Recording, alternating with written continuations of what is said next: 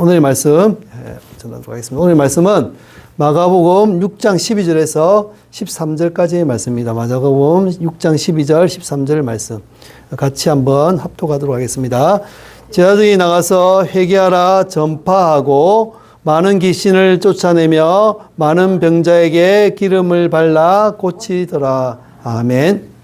자, 오늘의 말씀의 제목은 제자의 삶이라는 제목으로 말씀을 나눠볼까 합니다. 우리 인사할까요? 샬롬, 사랑합니다. 사랑을 나눕시다. 예, 사랑을 나눌 수 있는 그런 우리 교회 되었으면 좋겠습니다. 오늘 본문은 마가복음 6장입니다. 7절부터 시작해서 14절까지의 말씀인데요. 예수님께서 12제자를 보내시는 장면과 그들이 사역을 잘 감당하는, 그리고 그 결과가 기록되어 있습니다. 특히 오늘 우리가 집중해서 봐야 할 말씀은 12절과 13절입니다. 우리가 읽었던 말씀인데요. 잠시 다시 한번 읽어보면, 제자들이 가서 회개하라 전파하고 많은 귀신을 쫓아내며 많은 병자에게 기름을 발라 고치더라. 이 두 구절은 정말 짧습니다. 그러나 이 짧은 말씀 안에 제자의 삶이 무엇인지가 가장 잘 나타나는, 명확하게 나타나는 그런 말씀입니다. 우리는 매일 세상의 사람들처럼 각자의 역할을 하며 살아가고 있어요. 가정에서는 부모가 되고 자녀가 되고, 직장에서는 직원이 되고 상사가 되고, 또 사회에서는 시민으로서 책임을 다하며 살아가고 있습니다. 그 누구도 불필요한 존재가 아니에요. 하나님께서 목적 없이 사람을 창조하지 않으셨으니까요. 그렇다면 예수님을 믿는 우리에게 주어진 본질적인 사명, 살아야 할 이유가 무엇일까요? 단순히 일요일에 교회에 나와서 말씀을 듣는 사람, 술쩍하는 사람이 아니라는 것은 여러분도 잘 아시고 계시죠? 우리는 바로 예수님의 제자라는 사실을 알아야 합니다. 제자란 무엇입니까? 예수님의 말씀을 배우고 예수님의 말씀을 마음을 품고 또 예수님이 미처 다 이루지 못한 그 사명을 이어받는 사람을 말하는 거예요. 오늘 예수님은 12제자를 세상으로 보내셨어요. 그리고 그들을 순종하고 나와왔습니다. 오늘 이 본문을 통해 우리 사랑하는 교회 성도님들 모두가 참된 제자로 거듭나서 또 그것으로 살아가는 은혜가 있기를 축원드립니다. 오늘 본문을 크게 5가지 포인트로 나눠 살펴보겠습니다. 첫 번째는 파송, 제자들을 부르시고 또 함께 사역하시고 보내시는 것, 이것이 나타나고요. 두 번째는 제자들의 준비사항, 제자들이 어떻게 제자가 되어지는지, 그 소유보다 신뢰함이 먼저 되어야 된다는 사실을 얘기하고 있고요. 그리고 머무름, 자족과 그리고 결과를 맡긴 그 제자들에게 맡기는 모습들이 나타나고 있습니다. 그리고 사역, 어떤 사역인지, 회개의 사역, 쫓아내는 사역, 고침의 사역, 그리고 천국을 전하는 사역, 이런 사역들에 대해서 말씀하시고요. 다섯 번째는 목표, 그 사역의 목표는 예수님의 이름을 드러나게 하는 것에 대해서 5가지를 놓고 얘기를 나눠볼까 합니다. 먼저 12제자를 불러 둘씩 세상에 파송하시는 예수님의 모습이 나타나고 있습니다. 7절 나와 있죠. 한번 읽어볼게요. 12제자를 부르사 둘씩 보내시며 들어온 귀신을 제어하는 권능을 주시고. 마가복음 6장 7절, 여기가 제자의 삶을 설명하는 중요한 출발점이에요. 첫째, 제자는 부름받은 사람입니다. 성경은 말하고 있습니다. 12제자를 부르사. 예수님은 제자를 불러주셨어요. 제자들이 스스로 일어서서 나아간 것이 아니에요. 예수님께서 먼저 부르셨습니다. 신앙생활의 시작은 언제나 하나님의 부르심이 있다는 사실, 그것을 우리가 기억해야 합니다. 구약의 아브라함도 하나님이 내게 따르라 라고 하셔서 따라갔고요. 그리고 모세도 하나님이 만나주셔서 이집트 백성을 이끌어낼 수 있었습니다. 그리고 베드로와 요한, 그들은 갈릴리 호숫가에서 그물을 엮고 있다가 예수님의 나를 따르라는 그런 부르심을 듣고, 음성을 듣고 같이 따라갔습니다. 여러분, 우리가 오늘 이 사랑나눔 교회에 앉아있는 이유, 이 말씀을 듣게 된 이유, 그것은 우리의 계획이 아닙니다. 그것은 하나님의 은혜로운 부르심이 있었기 때문이에요. 그러므로 제자는 내가 하고 싶은 대로 사는 사람이 아니라 부르신 주님의 뜻을 따라 사는 사람이 바로 제자입니다. 두 번째는 제자는 보냄받은 사람을 의미합니다. 예수님은 제자들을 곁에만 두지 않으셨습니다.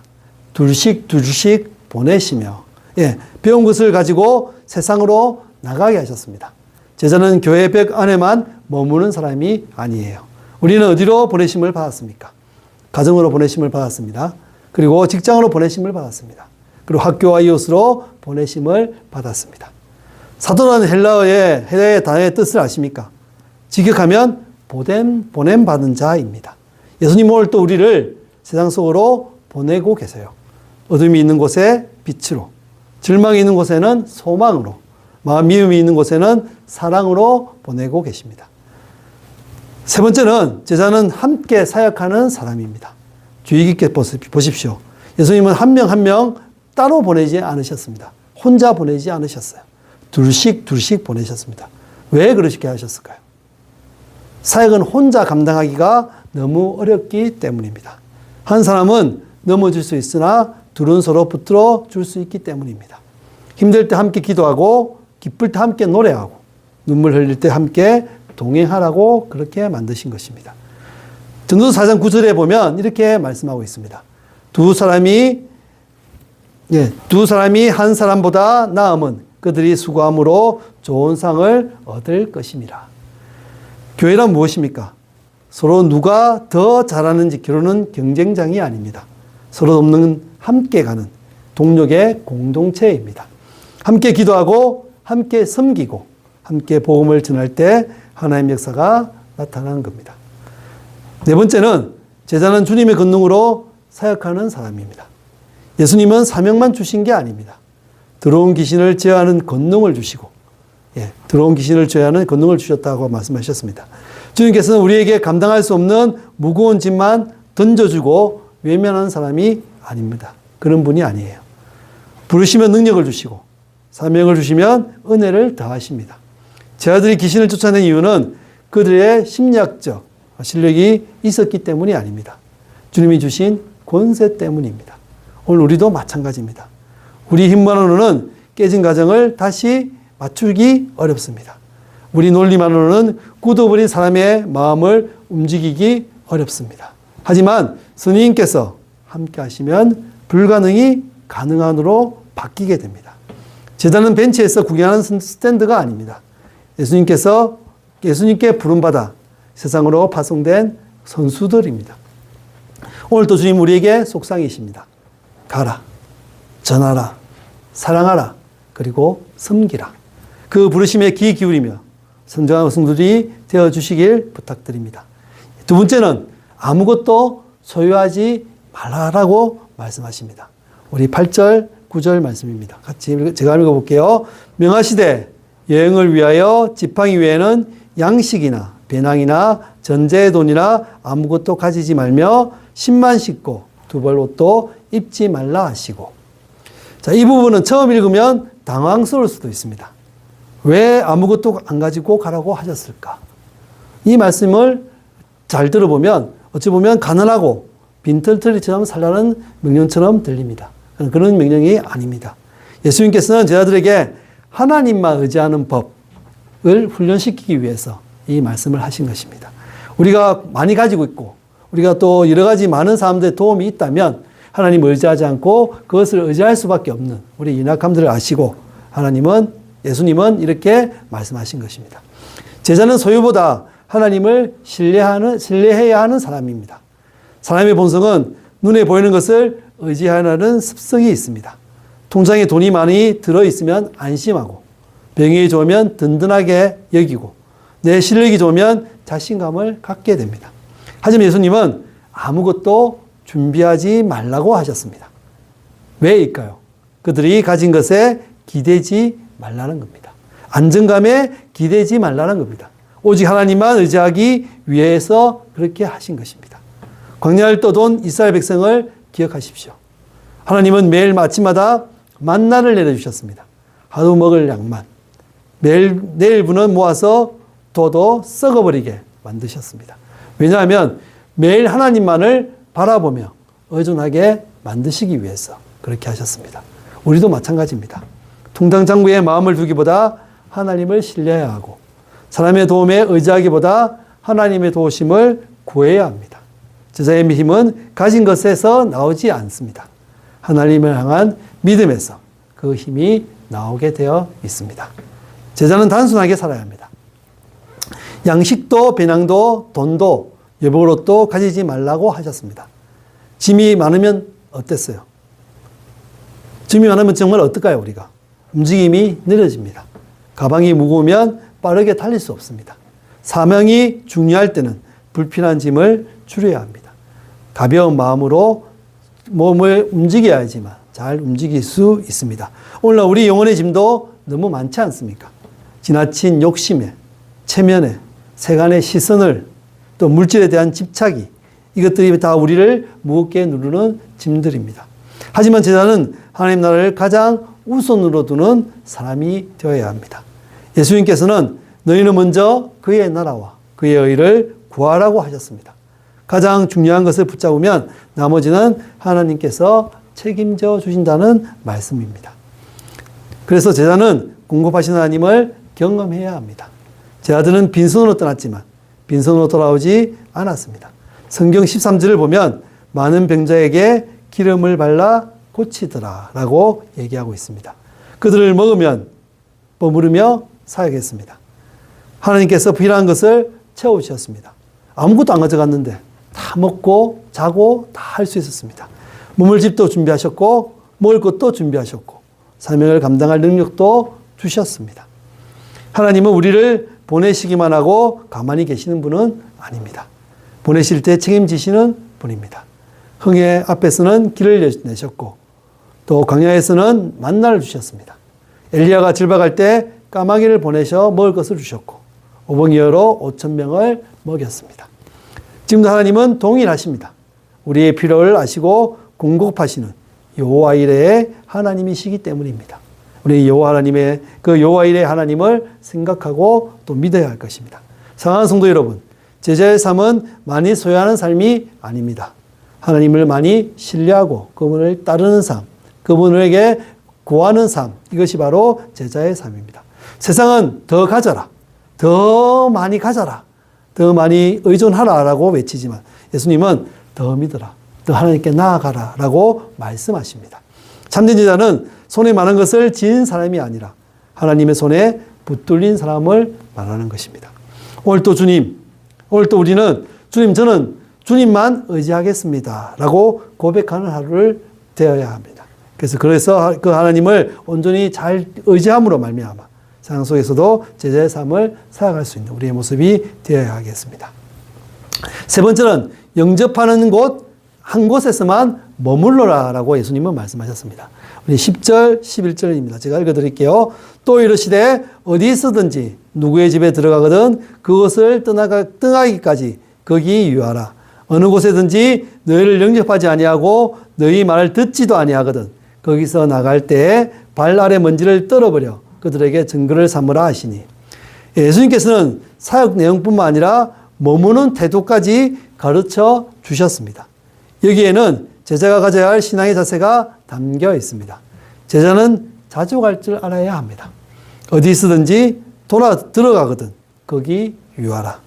한 집에 들어가면 그 말을 떠날 때까지 그 집에 머물러라는 뜻입니다. 왜 그러셨을까요? 혹시 더 좋은 집, 더 맛있는 음식을 대접해 준 집이 있으면 그곳에 갈 수도 있잖아요. 이 집 옮겨 다니지 말라는 말씀이거든요. 제자는 대접받기 위해 사는 사람이 아니라 사명을 감당하기 위해 사는 사람입니다. 우리가 대접받기 위해 그렇게 하다 보면 우리의 사명이 더 사람들 보기에 약해 보이고 또 약해질 수밖에 없습니다. 사람의 마음은 항상 더 좋은 것을 찾을 수밖에 없기 때문에 그런 모습이 되는 것입니다. 더 편한 자리, 더 높은 대우, 더 좋은 조건이 있다면 우리는 그렇게 가려고 할 때가 많습니다. 하지만 제자는 하나님이 현재 허락하신 자리에서 감사할 줄 알며 그것에 만족하며 살아가는 사람이 되어야 합니다. 사도 바울은 감옥에 갇혀 있어도 감사했습니다. 풍부할 때도 감사했고 부족할 때도 감사했습니다.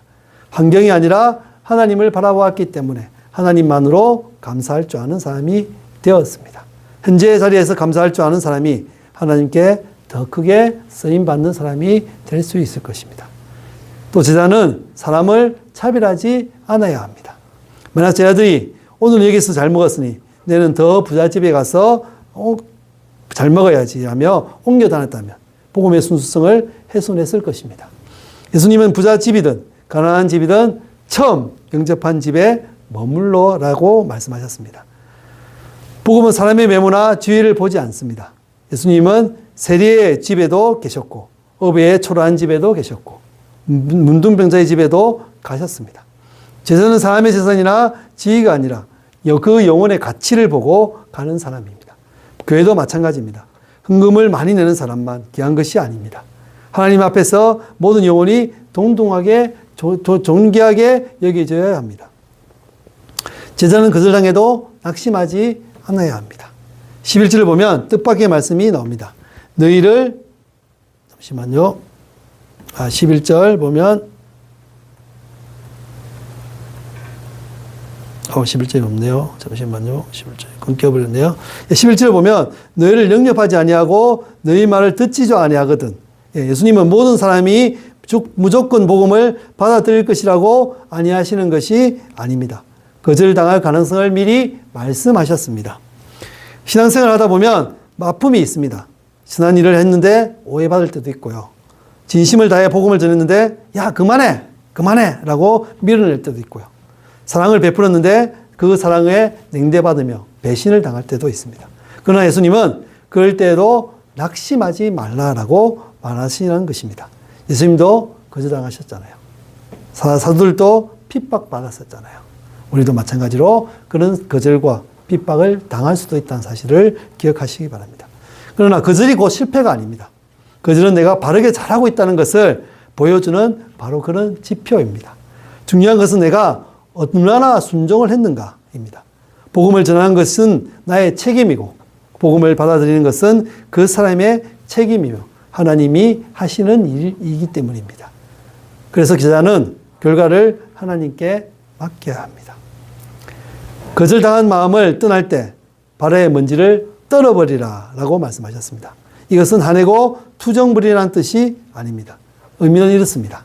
나는 하나님께서 시키신 말씀을 전했습니다. 하지만 이제 당신이 받지 않은 것, 이 모든 것들은 판단은 이제 하나님께 맡기에 하나님이 하실 것입니다. 라는 뜻입니다. 우리는 종종 모든 결과를 내가 해결하려 합니다. 자녀가 회심하지 않아서 반짬을 설치는 것. 전도한 친구가 교회에 안 나와서 걱정하는 것. 하지만 제자는 씨를 뿌리는 사람일 뿐입니다. 자라게 하시는 분은 하나님이십니다. 그래서 바울이 말했습니다. 나는 심었고 아볼로는 잠시만요. 고린도전서 3장 6절입니다. 나는 심었고 아볼로는 물을 주었을 때 오직 하나님께서 자라나게 하셨나니. 제자는 최선을 다하지만 결과는 하나님께 맡길 수 있는 사람이 되어야 합니다. 자, 네 번째는 회개하라 전파하고 귀신을 쫓아내고 병자를 고치는 사람이 바로 제자입니다. 12절 13절입니다. 제자들이 나가서 회개하라 전파하고 많은 귀신을 쫓아내며 많은 병자에게 기름을 발라 고치더라. 드디어 예수님의 명령을 받은 제자들이 세상으로 나아가고 있습니다. 그리고 그들은 세 가지 구체적인 사역을 감당했습니다. 첫 번째는 회개를 전파했고 두 번째는 귀신을 쫓아냈으며 세 번째는 병자를 고쳤습니다. 이것이 오늘날 제자들이 감당해야 할 사명의 본질이었습니다. 그래서 제자는 회개를 선포하는 사람입니다. 제자들이 나가서 먼저 할 일, 전한 첫 번째 메시지가 바로 이것입니다. 성문도 아니고 축복도 아닌 회개하라 였습니다. 예수님께서도 공세의 시작하실 때 회개하고 복음을 믿으라라고 선포하셨습니다. 회개는 복음의 출발점입니다. 회개는 바로 단순히 눈물을 흘리거나 죄책감을 느끼는 것이 아닙니다. 그리스도로 마음의 변화, 즉 삶의 방향 전환을 말합니다. 죄를 향해 가던 차가 유턴하여 하나님께 돌아오는 것, 그것이 바로 회개입니다. 제자는 사람들의 길을 즐겁게 하기 위해 웃는 사람이 아닙니다. 하나님께 돌아오도록 돕는 사람입니다. 오늘날 가정의 회복도 교회의 부흥도 다 회개에서 시작됩니다. 하나님 회개하는 심령을 결코 외면하지 않으십니다. 제자는 어둠의 권세를 물리치는 사람입니다. 많은 귀신을 쫓아내며, 이것은 단순히 초자연적인 현상이 아닙니다. 예수님께서 이 세상에 오신 목적 중 하나는 사탄의 권세를 무너뜨리는 것이었습니다. 우리가 겪는 죄악, 거짓, 두려움, 절망, 중독, 이 모든 것은 영적인 어둠의 역사입니다. 제자는 어떤 어둠의 역사 세력에 물을 끓는 사람이 아닙니다. 예수 그리스도의 이름으로 맞서는 사람입니다. 물론 오늘 모든 성도가 귀신 축출 전문가가 되어야 한다는 말은 아닙니다. 하지만 분명한 것은 제자는 죄와 타협하지 않고 빛을 선택하는 사람이라는 것입니다. 기도가 있는 곳에는 어둠이 물러갑니다. 예수님의 이름이 선포되는 곳에는 사단의 권세가 무너집니다. 그래서 제자는 상처 입은 사람을 치유하는 사람입니다. 많은 병자에게 기름을 발라 고치더라. 당시 기름은 치료와 축복, 회복의 상징이었습니다. 제자들은 병든 제자들을 무시하지 않았습니다. 그들의 아픔을 직접 만지고 기름을 발라주고 기도했습니다. 예수님을 기억하십시오. 눈먼 자를 고치시고 중풍병자를 일으키시고 문둥병자를 만지시는 분. 제자는 예수님의 그 마음을 이어받는 사람입니다. 오늘 우리 주변에도 병든 사람이 많습니다. 육체의 병뿐 아니라 마음의 병, 그 상처받은 마음, 외로움으로 쪼그려 앉은 영혼, 절망에 있는 사람들. 제자는 그런 사람에게 다가가 위로하고 기도하며 하나님의 사랑을 전하는 사람입니다. 제자의 사명은 결국 회복입니다.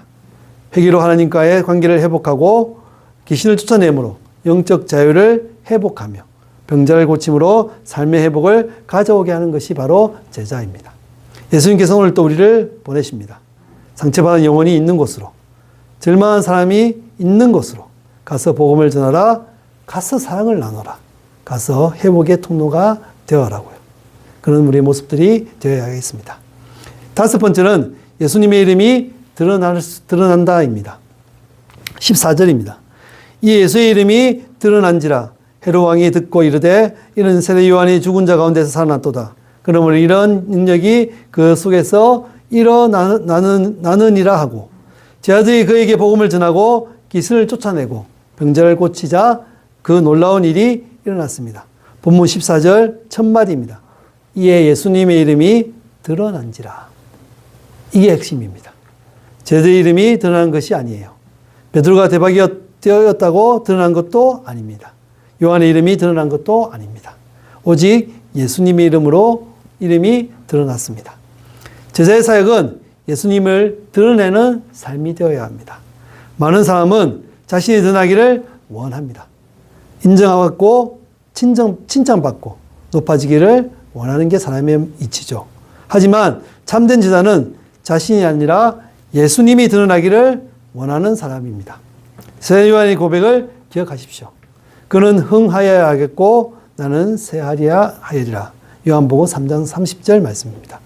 사람들이 나를 기억하는 것보다 예수님을 기억하는 것이 더 중요합니다. 사람들이 내 진행을 보는 것보다 예수님의 능력을 보는 것이 더 중요합니다.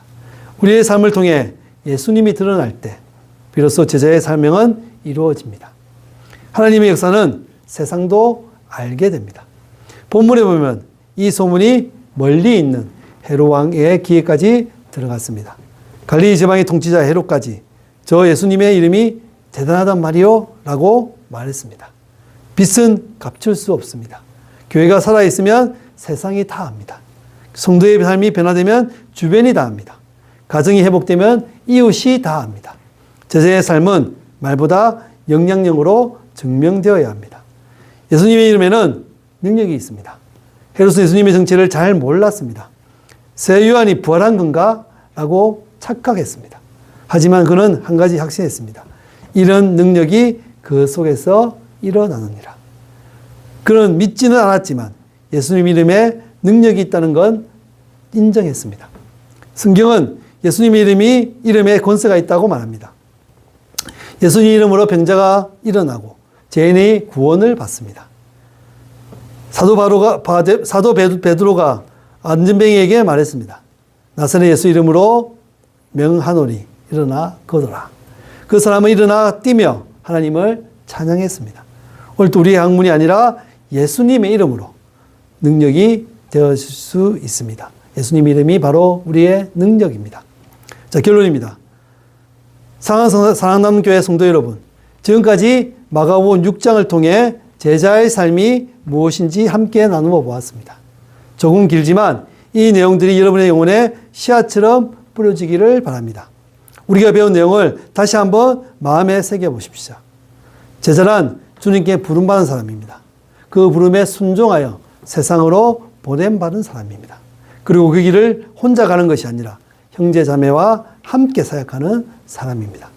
제자는 자신의 능력이나 그 가진 것에 의존하지 않는 사람입니다. 오히려 자신의 부족함을 인정하고 오직 주님의 능력, 주님의 권능, 주님과의 신뢰에 의지하는 사람입니다. 무엇을 많이 소유하는지가 중요한 것이 아니라 하나님을 얼마나 깊이 신뢰하고 순종하는가가 더 중요한 사람입니다. 갖는 것에 얽매이지 않고 자족하며 맡은 바 사명에 충성하는 사람입니다. 그리고 어떤 결과가 나오든 그것이 내 손이 아닌 하나님의 뜻임을 알고 모든 결과를 하나님께 맡기는 사람, 바로 그 사람이 바로 제자입니다. 그렇다면 제자의 사명은 무엇입니까? 회개를 전파하고 어둠을 물리치며 상처 입은 영혼을 회복시키는 것이 바로 제자의 사명입니다. 그리고 무엇보다 제자의 궁극적인 목적은 자기 이름을 드러내기 위함이 아니라 예수님 이름을 세상에 드러내야 하는 사람입니다. 오늘 본문 14절의 그 놀라운 말씀을 다시 한 번 더 기억하시기 바랍니다. 이 예수님의 이름이 드러난지라. 제자들이 힘들게 일해서 얻은 성과가 아닙니다. 예수님 이름이 세상에 드러나야만 하는 것입니다. 이것이 바로 우리 사랑교회의 존재 이유입니다. 목사가 드러나는 것이 아닙니다. 특정 장로나 집사, 성도가 부각되어야 하는 것이 아닙니다. 교회의 규모나 건물, 예산의 자랑이 되는 것도 아닙니다. 오직 예수 그리스도의 이름이 높아지는 것. 이것이 우리가 모이는 유일한 목적이 되어야 합니다. 사랑하는 여러분, 우리 이 세상 속에서 살아갑니다. 가정에서, 직장에서, 사업장에서, 학교에서, 우리 삶의 모든 현장에서 우리는 예수님의 대사로 살아가야 합니다. 그리고 예수님의 제자로 살아가야 합니다. 그곳에 있는 사람들은 우리의 설교를 먼저 듣지 않습니다. 우리가 무슨 말을 하느냐보다 우리가 어떻게 행동하며 사느냐를 먼저 봅니다. 우리가 사랑으로 반응할 때 사람들은 예수님을 봅니다. 우리가 섬김으로 베풀 때 사람들은 주님을 봅니다. 상대를 용서하고 넘어갈 때 사람들은 예수님을 봅니다. 어두움 속에서 믿음으로 웃을 때 사람들은 예수님을 보게 됩니다. 예수님께서는 요한복음 13장 35절에 아주 분명하게 말씀하셨습니다. 그는 너희가 서로 사랑하면 이로써 모든 사람이 너희가 내 제자인 줄 알리라. 제자의 가장 큰 증거는 바로 사랑입니다. 제자의 진정한 능력은 바로 예수님의 이름입니다. 제자의 궁극적인 사명은 영혼을 살리는 것입니다. 제자의 최종적인 목적은 예수님을 드러내는 것입니다. 그래서 저를 비롯한 우리 사랑남교회 모든 성도 여러분들은 한 마음으로 이렇게 되기를 축원드립니다. 주일 예배 시간에만 교회 근무에서만 제자인 것이 아니라 퇴근 후 가정에서 출근길에 휴일에 삶의 모든 상황과 현장에서 제자로서의 삶을 살아가시기 부탁드립니다. 이번 한 주간 여러분이 만나는 사람에게 예수님의 향기를 풍기시고 예수님의 사랑을 전하시며 예수님의 이름을 높이는 삶을 살아가시길 바랍니다. 어쩌면 세상은 우리의 이름을 잊어버렸을지도 모릅니다. 우리의 공로와 노력은 시간이 지나면 희미해질 수 있고 또 잊어져 버릴 수밖에 없습니다. 하지만 그것을 통해 예수님 이름만은 영원히 기억될 것입니다. 예수님의 영광만은 빛나도록 사는 복된 우리 모습이 되어야 할 것입니다. 우리 사랑하는 교회를 통해 아픈 가정들이 살아나고 사랑이 부족한 교회가 다시 뜨거워지고 이 땅 전체에 하나님 나라가 확전되는 그런 놀라운 역사가 있어야 하겠습니다. 예수 그리스도의 하나님과 예수 그리스도와 또 하나님과 그 성령님이 함께 하시는 그런 교회가 되어야겠습니다. 그래서 그걸 통해서 우리 사랑하는 교회가 하나님이 원하시는 삶을 살아가고 또 하나님이 지으셨던 목적대로 살아감으로 제자된 우리의 모습을 통해 하나님께 영광 돌리는 그런 모두가 되어질 수 있을 것입니다. 우리가 그런 모습으로 살아가시길 주님의 이름으로 축원드립니다.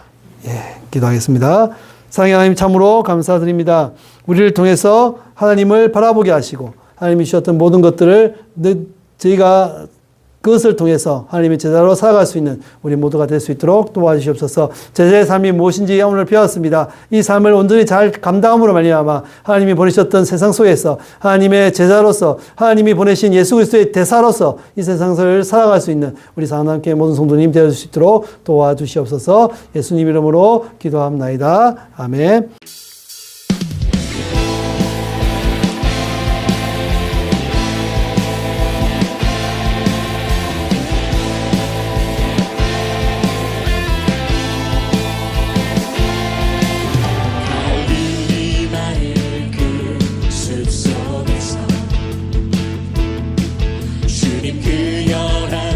다시 만나시사 마지막 그들에게 부탁하시기를 너희들을 갈아져 세상으로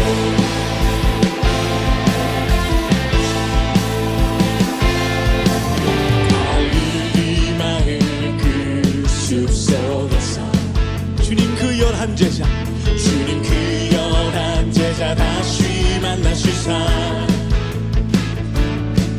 마지막 그들에게 부탁하시기를 너희들은 가라 너희들은 가라져 세상으로 가서 제자 삼으라 세상 많은 사람들을 세상 모든 영혼이 내게 제자 삼으라 나의 길을 가르치라 내가 너희와 항상 함께하리라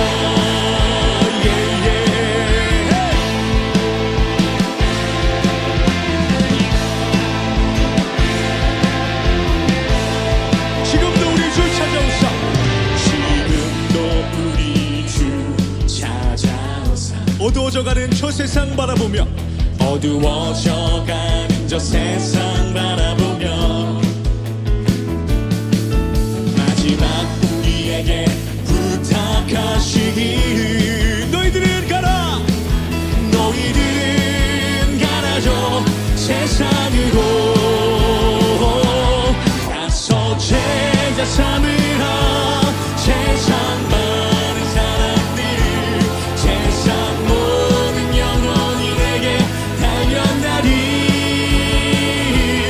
가서 제자 삼으라 나의 길을 가르치라 내가 너희와 항상 함께하 이거 오늘 목소리로 가서 제자 삼으라 가서 제자 삼으라 세상 많은 사람들 세상 모든 영혼이 내게 달려나리